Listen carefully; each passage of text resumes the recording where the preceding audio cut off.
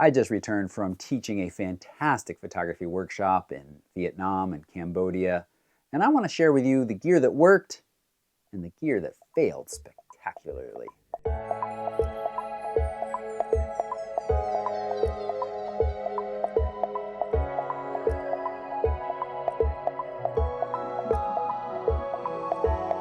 Now, before we get to the complete gear list, I want to tell you that this video is sponsored by Squarespace. You can save 10% off a beautiful website, domain, gallery, commerce platform.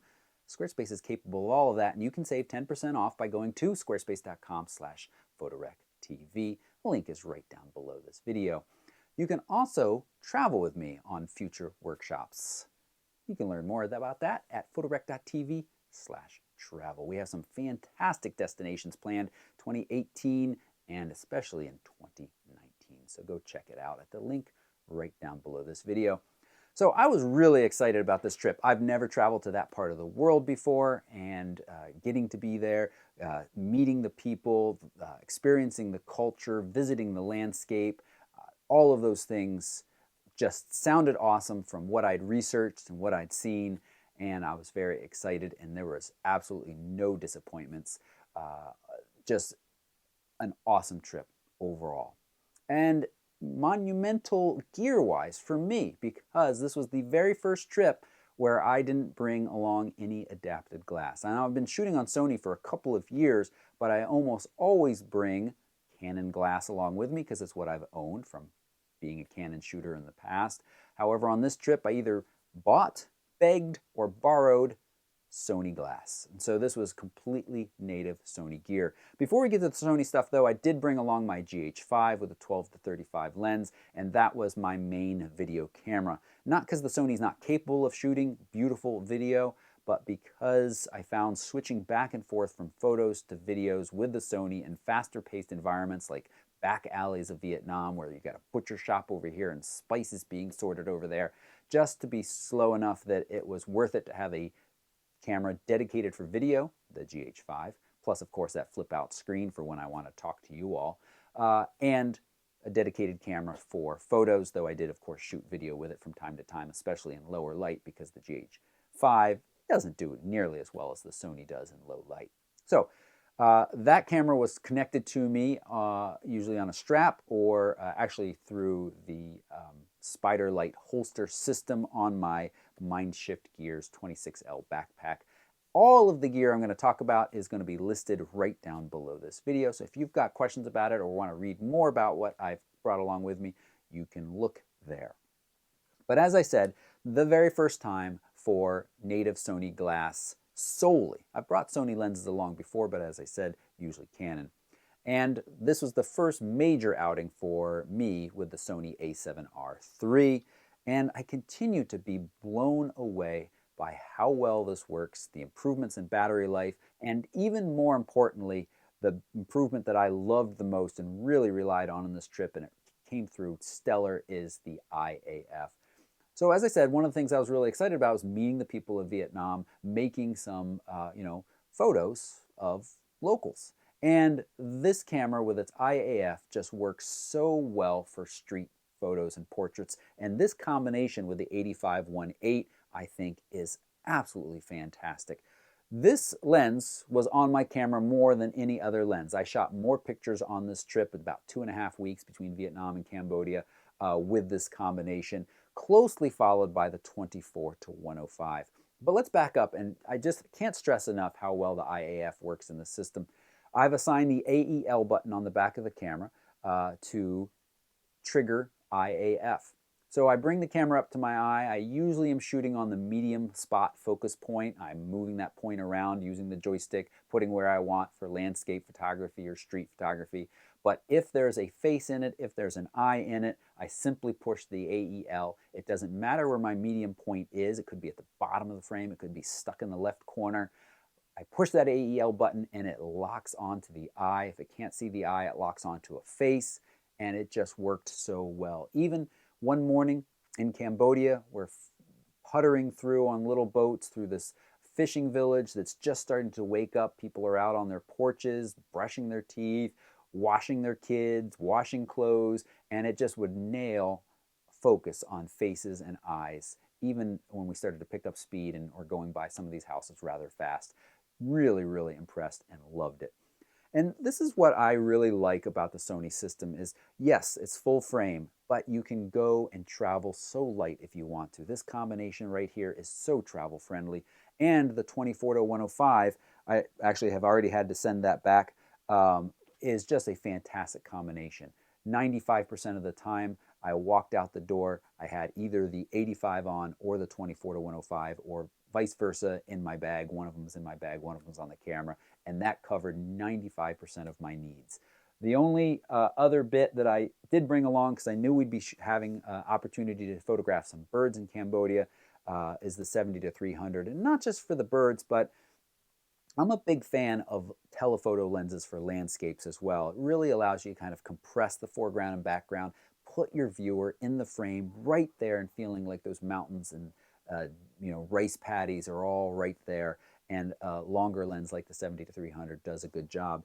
I looked at my number of shots though. Number of shots under 105 with this lens was fairly significant. So when you take the number of shots that I shot above 105 to 300, it's just a couple hundred.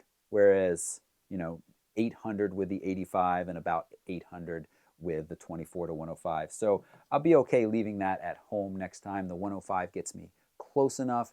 But I do think that, if you're a Sony shooter or anybody, a 70-200 or a 70-300 or the 100-400 from Sony, though we're starting to get out of the realm of travel-friendly lens sizes then, but those are all fantastic lenses that give you a little bit more versatility and allow you to kind of really compress that foreground and background and make distant mountains seem like they're right in front of you, which is what you want to do. You want to have that sense of grandeur and scale. And typically, I can't say this enough because I hear it so many times from so many people, typically people think you want a wide angle lens for landscapes. But really, what a wide angle lens does is makes everything small and far away. So I don't recommend them typically for landscape unless you can get right up into it, like a place in Moab, Arches National Park, Utah, where you can get under an arch or in an arch and photograph it.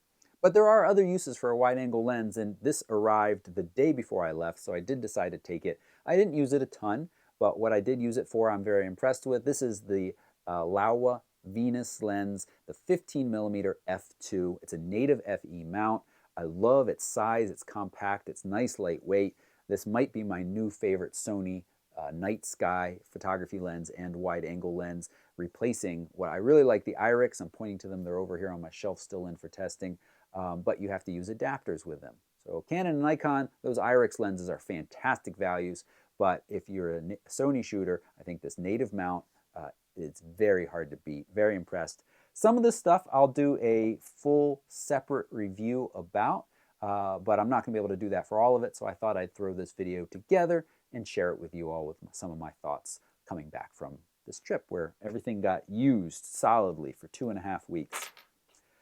I also brought along the Platy Pod Ultra. This is a smaller, lighter version of the Platy Pod Max, which I reviewed a couple of months ago. And, I made a mistake in that video. I actually said the Platy Pod Max was heavier than it is. I think it's closer to about a pound. This is even lighter and smaller. I brought along the accessory pack with it that includes things like this, didn't drop it, little rubber plate that really helps grip it. And you've got some straps. And I just find this to be a very useful, very versatile setup. I used it on a ship in Halong Bay for a time lapse. I used it in the bus on the dashboard for time lapse. And this is so much lighter weight and smaller than a tripod, and yet it still allows you to stabilize your camera. You do, the downside is you are limited to a couple inches off the ground unless you can find something to set it on top of. So you have to be a little bit more creative about that at times. But overall, it is so much lighter, so much more compact than any tripod that you can bring along that I'm really impressed with it. And it's much cheaper than the Platy Pod Max. This is only $60 for the base plate. And yes, some of you are going to say, you could make that. Some of you can't make that. I have no interest in making it. I'd rather buy it, buy the accessory pack, which is reasonably priced, and I can give it a thumbs up. I'm happy with that. Another piece of gear that I brought along that was probably my favorite piece of gear after cameras, and that is this little Polaroid Zip Printer. Now, it's not necessarily my favorite because it worked so well. At times it was incredibly slow, but it was my favorite because there were multiple times in this trip where we found ourselves in very non-touristy, remote locations where the kids, the adults, they hadn't had a whole lot of interaction with a bunch of white people. And being able to be so friendly to say, not only do I want to take a photo of you, but here is a print for you. It was clear from their reactions that for some of them, this was the first print that they've probably ever gotten in their whole life. And to be able to be that person, to say, hey, here's a print of you, was a really cool experience. One of the coolest experiences of my life. Early on in the trip, we found ourselves up north in Vietnam, this mountain village, Sapa. Sapa is like this booming, bustling tourist town that looks like it's growing by leaps and bounds daily. But remote from that, less than an hour's drive, we found ourselves out in the mountains in this little remote village that has just a single dirt road in it that was actually getting cemented while we were there, partly. And it was full of mostly kids. And some of the kids were a little skeptical about, adults being there with cameras in their faces. But as soon as you made a print for them, that skepticism disappeared very quickly. And again, their reactions were just awesome. There's no other way to say it. It is stuff that I'll remember for the rest of my life. The smiles and the just kind of being able to hand over a print. That's all the good. It's awesome. It works really well. To be able to do that. But at times it was so slow to print. Not actually to print, but to kind of communicate with the phone and the feedback of like, is it communicating? This is on, the phone is on, it says it's connected via Bluetooth, but it would just stick there with a little bar indicator saying how far along it was in its printing, and it just wouldn't go anywhere. So you turn this off, turn it back on, and then it would usually print. So sometimes it was painfully slow and frustrating in its lack of communication. But again, all of that was erased the moment I'd be able to hand over a print. So really cool. I picked it up during Black Friday for like $90 from B&H. I think it's right around that. I'd like to compare it to the Instamax printer. Some people, Joe on the trip had brought along the Instax camera, which prints out faster, but of course you got no editing capabilities before you print it out. And it's more of a Polaroid-like in that the picture takes a moment to develop. So, the timing ended up being about the same. But again, I'd like to try the Instamax printer and see if it's a little bit more consistent in its connection. But again, for like $90, and then you find the paper on Amazon or B&H in bulk amounts for pretty cheap. If you're going any place more rural, it's a lot of fun to be able to do that. I would say it's life-changing for some people. And if you're not going someplace rural, it's still pretty fun to be able to just kind of make these prints on the go. And there were times where I'd shoot with my Sony, transfer it to the phone, and then transfer it over. That really didn't add too much to the length of time. If I knew, like, I photographed our boat captain, we were on the boat. I knew for the next 5 minutes nobody was going anywhere. It was a little bit more difficult sometimes out in the more rural parts to communicate. Wait, don't wander off yet, little cute kid. I want to give you a print. Hold on, this little black box, it's going to make you a print. If the guide wasn't around for that, helping that communication, that was a little tricky at times, but always managed to work. And again, it was just awesome. So highly recommend that. All right, so that's all the gear that worked well. And I've got lots of positive things to say about it, except for kind of the slow communication. One of my goals on this trip was to travel really light. And I usually bring along my 15-inch MacBook. And I talked about this in my gift guide, the 15-inch versus the 13-inch and its size. I'll link that right down below if you want to go watch that. The weight difference between the 15-inch and the 13-inch isn't so significant. So I thought that I would try on this the Surface Pro. This is the 12.3-inch, fully spec'd out Surface Pro. I mean, the idea of this is so nice. It's so much more lightweight and smaller, and the fact that you can just kind of rip off the fabric-y keyboard and suddenly you have a tablet, but you still have the full editing capabilities of Lightroom Classic, which I want. I don't want to use the kind of more mobile version of Lightroom, at least at this time. I can switch into full Photoshop if I want. This is a 2.6 gigahertz i7. It's got a graphics card in here. It's 16 gigabytes of RAM, 1 terabyte SSD drive. So I knew that I would be able to fit all of my photos and videos on here as one of my backup solutions. And as I said, it's so nice and lightweight. It's a 12.3 inch, significantly lighter in weight and size than my MacBook. And that idea of ripping off the fabric cover, being in tablet mode and kind of making quick edits, or at least making quick decisions about, is that a picture I want to keep or is it a picture that I want to get rid of? That promise is awesome. The reality of this machine, though, was it was so painfully slow. Now, some of this is not its fault. Lightroom is still, despite that last update, a slow pig of a program on some machines. Apparently, this is one of those machines. Now, we hear that there's going to be another update coming soon that really is going to improve the performance.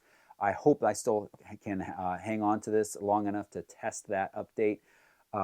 If there's a significant difference, I'll come back and I'll tell you all I'm so very sorry. And I know some of you are going to be upset about this because anytime some of you out there have this and it works really well for you, you must be shooting with much smaller RAWs. I mean, I am shooting on a Sony 40 megabyte RAWs. I was shooting uncompressed, so that, you know, they're about 45 megabytes a piece. But I found it incredibly slow, so painfully slow that I really didn't want to spend time editing. I ended up finding out that switching to the smart previews, using those for editing, did speed up performance some. And it's usable, but it is very slow. Much slower than my 3.5-year-old 15-inch MacBook. And so despite that heavier size and weight, that's what I'll be taking along in the future. And I mean, this is a $2,700 machine. $2,799. It doesn't come with a keyboard. That's another $160. It doesn't come with a pen. That's another $100. So for $3,000 roughly, I can't recommend this as a Lightroom editing machine. My friend Steve and fellow instructor, Steve of Steve Scourge Photography, he brought along an iPad Pro. And while you're limited to Lightroom, the more mobile version, not the classic, on that device, I think that's a much better value. This just wasn't fast enough, wasn't powerful enough to smoothly work on those programs and on those larger raw files. And again, if I find that the update makes this much better, I'll come back. If you've got opinions about it, I want to hear them. I know that there are people out there that use this, are happy with it. Again, the promise of it, of this nice, lightweight, switching between like a full desktop experience or a tablet experience is really cool. But in reality, I found that it just did not work well enough for me that I can say I recommend it. And again, paying that much and having that type of experience was pretty disappointing. That was a quick look at the gear I brought along with me on this Vietnam trip. And as I said, this video was brought to you by Squarespace. You should have a big, beautiful, little beautiful website where you can share your work. And if you want to see some of my favorite Vietnam pictures, you can go to photorectoby.com to see my Squarespace site and my recent Vietnam trip, and of course some of the upcoming trips and little thoughts and blogs. As I said in that recent apps video, they have a nice mobile app, so it was easy to update while I was on the road. And if you want a beautiful website like mine or like somebody else's, you can make that. Or even more importantly, it's so easy to customize, so it is completely your own website. You can do that at Squarespace. Just go to squarespace.com/photorectv to save 10% off your purchase price. You can also see some of my favorite pictures on Instagram. You could follow me there if you don't already. And if you found this video helpful, give it a quick thumbs up. Thanks so much for watching. Bye-bye.